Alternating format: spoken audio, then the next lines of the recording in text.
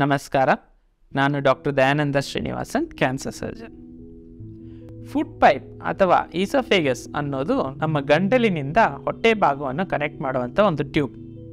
ಇದು ಸುಮಾರು 25-30 ಸೆಂಟಿಮೀಟರ್ ಉದ್ದ ಇರುತ್ತೆ. ಇದಕ್ಕೆ 2 ವ್ಯಾಲ್ವ್ಸ್ ಇರುತ್ತೆ. ನಾರ್ಮಲ್ ಆಗಿ ಈ ಈಸೋಫೇಗಸ್ನ ನಾವು ಅಪ್ಪರ್ 1/3, ಮಿಡಲ್ 1/3 ಮತ್ತು ಲೋವರ್ 1/3 ಅಂತ ಡಿವೈಡ್ ಮಾಡ್ತೀವಿ.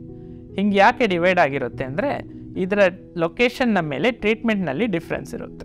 ಈ ವಿಡಿಯೋದಲ್ಲಿ ನಾವು ಈಸೋಫೇಗಸ್ ಕ್ಯಾನ್ಸರ್ ಬಗ್ಗೆ ಡೀಟೇಲ್ ಆಗಿ ನೋಡೋಣ.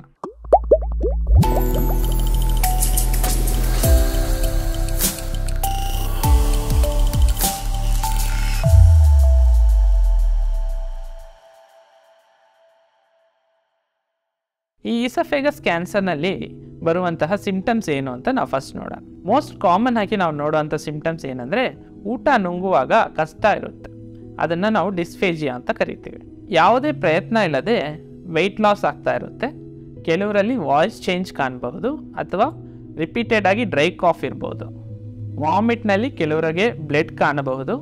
ಎದೆ ಭಾಗದಲ್ಲಿ ಉರಿ ಅಥವಾ ನೋವು ಕಾಣ್ಬೋದು. ಇವೆಲ್ಲ ಈಸೋಫೇಗಸ್ ಕ್ಯಾನ್ಸರ್ಗಾದ ಸಿಂಪ್ಟಮ್ಸ್. ಈ ಈಸೋಫೇಗಸ್ ಕ್ಯಾನ್ಸರ್ ಬರುವ ರಿಸ್ಕ್ ಫ್ಯಾಕ್ಟರ್ ಯಾರಿಗೆ ಹೆಚ್ಚು? ಸ್ಮೋಕಿಂಗ್ ಮಾಡೋರು ಹಾಗೂ ತಂಬಾಕು ಅಗಿಯುವವರಲ್ಲಿ ಈ ರಿಸ್ಕ್ ಹೆಚ್ಚಾಗಿರುತ್ತೆ. ಮದ್ಯಪಾನ ಅಭ್ಯಾಸ ಇದ್ದವರಲ್ಲೂ ಈ ರಿಸ್ಕ್ ಹೆಚ್ಚಾಗಿರುತ್ತೆ. ರಿಪೀಟೆಡ್ ಆಗಿ ಆ್ಯಸಿಡ್ ರಿಫ್ಲೆಕ್ಸ್ ಆಗುವಂತಹವರಲ್ಲಿ ಈ ಆ್ಯಸಿಡ್ ರಿಫ್ಲೆಕ್ಸ್ನಿಂದ ಈಸೋಫೇಗಸ್ನಲ್ಲಿ ಅಲ್ಸರ್ಸ್ ಆಗ್ಬೋದು. ಆ ಅಲ್ಸರ್ಸ್ ಸ್ಲೋಲಿ ಕ್ಯಾನ್ಸರ್ ಆಗಿ ಪರಿವರ್ತನೆ ಆಗೋ ಚಾನ್ಸಸ್ ಇರುತ್ತೆ. ಒಬೇಸಿಟಿ ಅಂದರೆ ವೆಯ್ಟ್ ಹೆಚ್ಚಾಗಿರುವವರಲ್ಲಿ ಅಡಿನೋಕಾರ್ಸಿನೋಮಾ ಅನ್ನುವಂತಹ ಒಂದು type of oesophagus cancer common ಆಗಿ ನೋಡ್ತೀವಿ. ಇದು ಬಿಟ್ಟರೆ unhealthy lifestyle, junk foods ತಿನ್ನೋರು, ಫ್ರೈಡ್ ಐಟಮ್ಸ್ ಹೆಚ್ಚಾಗಿ ತಿನ್ನುವವರು, ಹೆಚ್ಚಾಗಿ ಫ್ಯಾಟ್ ಡಯಟ್ ಇರುವವರು, ಇವರಲ್ಲಿ ಈಸೋಫೇಗಸ್ ಕ್ಯಾನ್ಸರ್ ಕಾಮನ್ ಆಗಿ ಕಾಣಬಹುದು. ನುಂಗಲು ಕಷ್ಟ ಇರೋ ಪೇಷಂಟ್ಸ್ನಲ್ಲಿ ಫಸ್ಟ್ ನಾವು ಮಾಡುವಂಥ ಪರೀಕ್ಷೆನ ಎಂಡೋಸ್ಕೋಪಿ ಅಂತ ಕರಿತೀವಿ. ಈ ಎಂಡೋಸ್ಕೋಪಿಯಲ್ಲಿ ಚಿಕ್ಕದಾದ ಒಂದು ಕ್ಯಾಮ್ರಾನ ಹಾಕಿ ಫುಡ್ ಪೈಪ್ ಹಾಗೂ ಹೊಟ್ಟೆಯ ಒಳಭಾಗವನ್ನು ನಾವು ಪರೀಕ್ಷೆ ಮಾಡ್ತೀವಿ. ಪರೀಕ್ಷೆ ಮಾಡುವಾಗ ಅದರಲ್ಲಿ ಯಾವುದಾದ್ರೂ ಗಡ್ಡೆ ಅಲ್ಸರ್ಸ್ ಇದ್ದರೆ ಅದರಿಂದ ಸಣ್ಣದಾಗಿ ಒಂದು ಬಯಾಪ್ಸಿ ಮಾಡಿ ಅದನ್ನು ಟೆಸ್ಟಿಂಗ್ ಕಳಿಸ್ತೀವಿ. ಈ ಬಯಾಪ್ಸಿಯಲ್ಲಿ ಸಪೋಸ್ ಅದು ಕ್ಯಾನ್ಸರ್ ಆಗಿದ್ದರೆ ಕನ್ಫರ್ಮ್ ಆಗುತ್ತೆ. ಅದ್ರ ಜೊತೆಗೆ ಅದು ಯಾವ ಟೈಪ್ ಆಫ್ ಕ್ಯಾನ್ಸರ್ ಅಂತ ಕೂಡ ತಿಳಿಬಹುದು. ಈ ಎಂಡೋಸ್ಕೋಪಿಲಿ ನಮಗೆ ಅಡಿಷ್ನಲ್ ಆಗಿ ಸಿಗುವಂಥ ಇನ್ಫಾರ್ಮೇಷನ್ ಏನಂದರೆ ಆ ಟ್ಯೂಮರ್ದು ಲೊಕೇಶನ್ ಎಲ್ಲಿದೆ ಅಂತ ತಿಳಿಬಹುದು. ಸಪೋಸ್ ಅದು ಅಪ್ಪರ್ ಥರ್ಡಲ್ಲಿ ಇದೆಯಾ, ಮಿಡಲ್ ಥರ್ಡಲ್ಲಿ, ಲೋವರ್ ಥರ್ಡಲ್ಲಿ ಇದೆಯಾ ಅಂತ ನಮಗೆ ತಿಳಿಯುತ್ತೆ. ಬಯಾಪ್ಸಿಯಲ್ಲಿ ಅದು ಕ್ಯಾನ್ಸರ್ ಅಂತ ಕನ್ಫರ್ಮ್ ಆದ ಮೇಲೆ ನಾವು ನೆಕ್ಸ್ಟ್ ಮಾಡುವಂತಹ ಪರೀಕ್ಷೆನ ಸ್ಟೇಜಿಂಗ್ ಇನ್ವೆಸ್ಟಿಗೇಷನ್ಸ್ ಅಂತ ಕರಿತೀವಿ. ಈ ಸ್ಟೇಜಿಂಗ್ ಇನ್ವೆಸ್ಟಿಗೇಷನ್ನಲ್ಲಿ ನಾವು ಮುಖ್ಯವಾಗಿ ನೋಡುವಂಥ ಫೀಚರ್ಸ್ ಏನಂದರೆ ಆ ಟ್ಯೂಮರ್ನ ಸೈಜ್, ಅದು ಎಷ್ಟು ಡೆಪ್ತ್ಗೆ ಹರಡಿದೆ, ಲಿಂಫ್ ನೋಡ್ಸ್ಗೆ ಸ್ಪ್ರೆಡ್ ಆಗಿದೆಯಾ ಇಲ್ವಾ, ಲಂಗ್ಸ್ ಅಥವಾ ಲಿವರ್ಗೆ ಸ್ಪ್ರೆಡ್ ಆಗಿದೆಯಾ ಇಲ್ವಾ ಅಂತ ನೋಡ್ತೀವಿ. ಇದನ್ನು ತಿಳಿಯೋದಕ್ಕೆ ನಾವು ಪೆಟ್ CT ಅಥವಾ CT ಸ್ಕ್ಯಾನ್ ಮಾಡಬೇಕಾಗುತ್ತೆ. ಒನ್ಸ್ ಸ್ಟೇಜಿಂಗ್ ಪರೀಕ್ಷೆ ಮುಗಿದ ಮೇಲೆ ನೆಕ್ಸ್ಟ್ ಏನು ಟ್ರೀಟ್ಮೆಂಟ್ ಅಂತ ನಾವೀಗ ನೋಡೋಣ. ಈಸೋಫೇಗಸ್ ಕ್ಯಾನ್ಸರ್ನಲ್ಲಿ ಮೇಯ್ನಾಗಿ ಸ್ಟೇಜ್ ಹಾಗೂ ಲೊಕೇಶನ್ನ ಆಧಾರದ ಮೇಲೆ ಟ್ರೀಟ್ಮೆಂಟ್ ಡಿಸೈಡ್ ಆಗುತ್ತೆ. ಅಪ್ಪರ್ 1/3 ಬರುವಂತಹ ಕ್ಯಾನ್ಸರ್ಸ್ನಲ್ಲಿ ಸ್ಟೇಜ್ 1 to 3 ಕೀಮೋ ರೇಡಿಯೇಷನ್ನೇ ಮೇನ್ ಟ್ರೀಟ್ಮೆಂಟ್.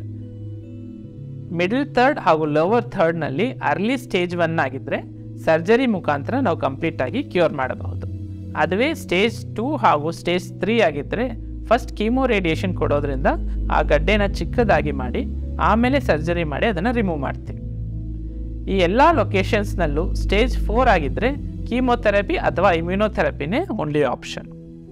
ಈಸೋಫೇಗಸ್ ಕ್ಯಾನ್ಸರ್ಗೆ ಏನು ಸರ್ಜರಿ ಮಾಡಬೇಕಾಗುತ್ತೆ? ಈ ಫುಡ್ ಪೈಪನ್ನು ರಿಮೂವ್ ಮಾಡೋ ಸರ್ಜರಿನ ನಾವು ಈಸೋಫೆಜೆಕ್ಟಮಿ ಅಂತ ಕರಿತೀವಿ. ಇದನ್ನು ನಾವು 2 ರೂಪದಲ್ಲಿ ಮಾಡ್ಬೋದು. ಒಂದು ಓಪನ್ ಸರ್ಜರಿ, ಇನ್ನೊಂದು ಮಿನಿಮಲಿ ಇನ್ವೇಸಿವ್ ಸರ್ಜರಿ ಅಂದರೆ ಕೀ ಹೋಲ್ ಸರ್ಜರಿ ಅಂತ ಕರಿತೀವಿ. ಈ ಸರ್ಜರಿಯಲ್ಲಿ ಈ ಫುಡ್ ಪೈಪನ್ನು ಕಂಪ್ಲೀಟಾಗಿ ರಿಮೂವ್ ಮಾಡಿದ್ಮೇಲೆ ಆ ಫುಡ್ ಪೈಪ್ನ ರೀಕನ್ಸ್ಟ್ರಕ್ಷನ್ ಮಾಡೋಕ್ಕೆ ಹೊಟ್ಟೆಯ ಭಾಗ ಅಂದರೆ ಜಠರವನ್ನು ಒಂದು ಟ್ಯೂಬ್ ರೂಪದಲ್ಲಿ ಮಾಡಿ ಅದನ್ನು ಗಂಟ್ಲಿಗೆ ಜಾಯಿನ್ ಮಾಡ್ತೀವಿ. ಈಸೋಫೇಗಸ್ ಕ್ಯಾನ್ಸರ್ ಟ್ರೀಟ್ಮೆಂಟ್ ಆದಮೇಲೆ ನಮ್ಮ ಲೈಫ್ ಸ್ಟೈಲ್ನಲ್ಲಿ ಮಾಡಬೇಕಾದ ಚೇಂಜಸ್ ಏನೇನು? ನಾವು ಮುಂಚೆನೇ ಹೇಳಿದ ಹಾಗೆ ಈಸೋಫೇಗಸ್ನಲ್ಲಿ ಇರುವಂತಹ 2 ವ್ಯಾಲ್ವ್ಸ್ನ ನಾವು ಸರ್ಜರಿಯಲ್ಲಿ ರಿಮೂವ್ ಮಾಡೋದ್ರಿಂದ ನಾವು ಸರ್ಜರಿ ಆದ ಮೇಲೆ ಈ ಆ್ಯಸಿಡ್ ರಿಫ್ಲೆಕ್ಸ್ ಅಂದರೆ ಹೊಟ್ಟೆ ಭಾಗದಲ್ಲಿರುವ ಕಂಟೆಂಟ್ಸ್ ರಿಫ್ಲೆಕ್ಸ್ ಆಗೋ ಚಾನ್ಸಸ್ ಜಾಸ್ತಿ ಇರುತ್ತೆ. ಹಾಗಾಗಿ ಪೇಷಂಟ್ಸ್ಗೆ ನಾವು ಕಾಮನ್ ಆಗಿ ಏನು ಅಡ್ವೈಸ್ ಮಾಡ್ತೀವಿ ಅಂದರೆ ಊಟ ಆದ ಮೇಲೆ ಅಟ್ಲೀಸ್ಟ್ 1 to 2 hours ಫ್ಲ್ಯಾಟ್ ಆಗಿ ಮಲ್ಕೋಬೇಡಿ ಅಂತ ಹೇಳ್ತೀವಿ. ಮಲಗೋ ಟೈಮಲ್ಲಿ 2 ಪಿಲ್ಲೋಸ್ ಇಟ್ಟು ತಲೆಯ ಭಾಗವನ್ನು ಎಲಿವೇಟೆಡ್ ಆಗಿ ಇಟ್ಕೊಳ್ಳೋಕೆ ಹೇಳ್ತೀವಿ. ಆಪ್ರೇಷನ್ ಮುಂಚೆ ಇರುವ ಹಾಗೆ ಒಂದೇ ಟೈಮ್ನಲ್ಲಿ ಮೀಲ್ಸ್ ತೊಗೊಳ್ದೆ ಸ್ಮಾಲ್ ಫ್ರೀಕ್ವೆಂಟ್ ಮೀಲ್ಸ್ನ ತೊಗೊಳೋಕ್ಕೆ ಹೇಳ್ತೀವಿ. ಸ್ಮೋಕಿಂಗ್ ಅಥವಾ ಆಲ್ಕೋಹಾಲ್ ಹ್ಯಾಬಿಟ್ಸ್ ಇದ್ದರೆ ಅದನ್ನು ಕಂಪ್ಲೀಟಾಗಿ ಸ್ಟಾಪ್ ಮಾಡೋದಕ್ಕೆ ಹೇಳ್ತೀವಿ. ಹೆಲ್ತಿ ಲೈಫ್ ಸ್ಟೈಲ್ ಹ್ಯಾಬಿಟ್ಸ್ನ ಫಾಲೋ ಮಾಡೋದಕ್ಕೆ ಹೇಳ್ತೀವಿ. ಫುಲ್ ಟ್ರೀಟ್ಮೆಂಟ್ ಮುಗಿದ ಮೇಲೆ 3 to 4 months ಒನ್ಸ್ ಕ್ಲಿನಿಕಲ್ ಚೆಕಪ್ಗೆ ಬಂದು ಬೇಕಾದರೆ ಕೆಲವು ಸ್ಕ್ಯಾನ್ಸ್ ಮಾಡಬೇಕಾಗುತ್ತೆ ಅಂತ ಅಡ್ವೈಸ್ ಮಾಡ್ತೀವಿ. ಈಸೋಫೇಗಸ್ ಕ್ಯಾನ್ಸರ್ನ ನಾವು ಅರ್ಲಿಯಾಗಿ ಡಿಟೆಕ್ಟ್ ಮಾಡಿದ್ರೆ ಅದನ್ನು ಕಂಪ್ಲೀಟಾಗಿ ಕ್ಯೂರ್ ಮಾಡಬಹುದು. ಈ ವಿಡಿಯೋ ನೋಡುತ್ತಿರುವವರು ಇದನ್ನು ಶೇರ್ ಮಾಡೋದ್ರ ಮುಖಾಂತರ ಈಸೋಫೇಗಸ್ ಕ್ಯಾನ್ಸರ್ನ ಅರ್ಲಿಯಾಗಿ ಡಿಟೆಕ್ಟ್ ಮಾಡಲು ಹೆಲ್ಪ್ ಆಗುತ್ತೆ. ಧನ್ಯವಾದಗಳು.